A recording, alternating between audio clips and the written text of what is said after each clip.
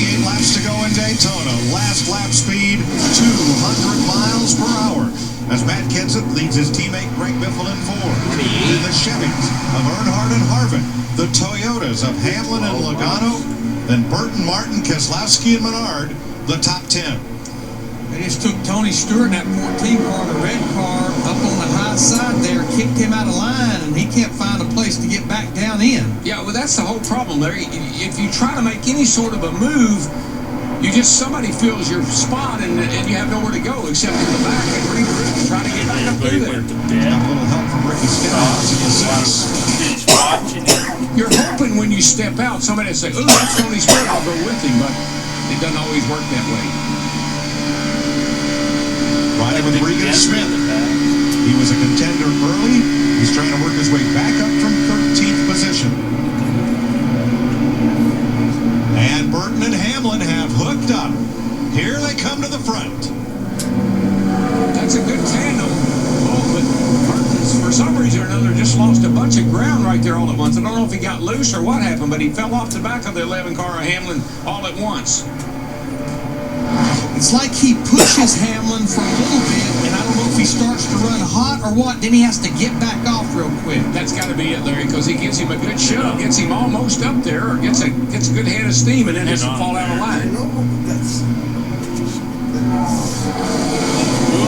And he moves Hamlin up even with the 4th place car. Out of traffic. Squeeze him out of his lap car. Joe Namath checking the 87 car.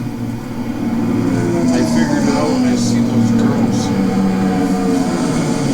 They were singing a song, remember the violin hitting the wall? They were singing a song. 25 laps to go. As long as they screw it up, that it's not original. Making me nervous. Hamlin has worked his way up alongside Kevin Harvick. There goes Sherry Ron. Just keeps NASCAR, chipping you're away at sleeping. it, just little by little. I'm putting it on YouTube. Go see it. Everybody moving around, trying to get a little clean air to that radiator and keep those engines cool. Well, that's the problem. If you're down there in that bottom line, you got to get some air to that engine sooner or later. One thing about Hamlin and him on the outside, Hamlin's got pretty much clean air, so his car's She not going to get shares hot. games. Nobody stops her from doing that. Hamlin remains side by side with Harvick.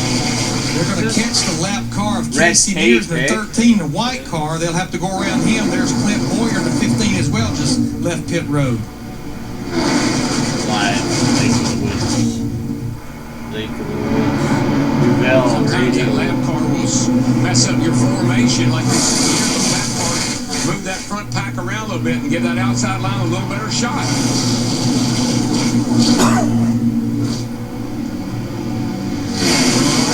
Oh, baby. Moving around the lap car. Everybody hold a pretty wheel here. And then they'll reform. Must be doing 180 miles an hour. Hamlin could drop in line right there, and he did. He got in front of his team. Oh, there's a car off in the grass. More cars off in the grass. there you go. There you Sliding. go. Marcus Ambrose has won. It's Casey Mears, the 13 that they just had lapped. Caution. I just saw it. Those lap cars are so hard to get around when you're coming up on them 20 miles an hour faster than the lap car's going. He was doing that. That's how we did it in the ditch. And there's over there. Mears. And Ambrose gets away after that big spin. Oh. Fortunate Thought he won the race, more I cars weren't involved. It looked like it was going to be a wad of them, but they all got them straightened out.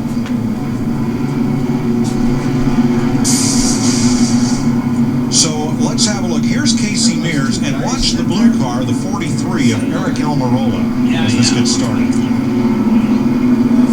This gets real tight heading off in the corner down there. Again, Casey is getting lapped.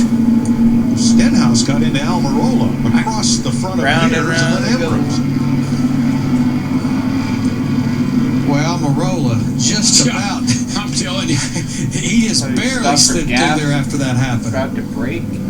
I think to the 9 car, Marcus Ambrose, he's got quite a bit of body damage. I don't know if it's going to be bad enough to take him out of contention or There's not. Dale Look at Almirola right there.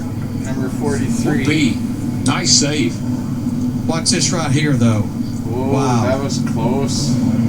Well, it Two of those cars, the 9 and 43, are teammates at Richard Petty Motorsports, Ambrose and Almirola. But Ricky Stenhouse was trying to move from the outside to the middle, and that hole just wasn't open.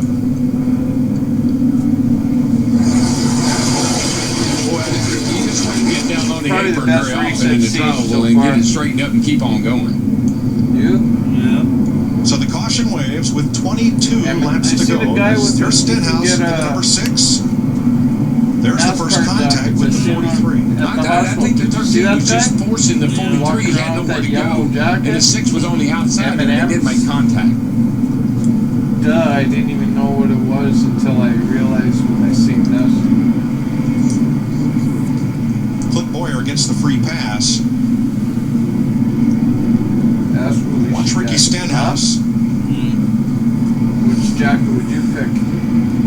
It's more like the 43 seemed to me like may have gone up a little bit as much as the Stenhouse tried to come down. I think it was just getting tight right there as they went by the so-called mirrors. Darryl, we talked about it earlier in the show, the trioval here. That's It Ron is one of the on, most treacherous places of this decent beer. racetrack. Well, you're running the same speed through the trial will let you on. Just kidding. Through the turns, you're running 200 mile an hour through here, and you don't have but 18 degrees of banking. So the car gets really light and gets really loose as you come through here. What was that movie called? 1000? What do you call Mears that? and Ambrose have pitted. Let's get Michael Waltrip's take on that.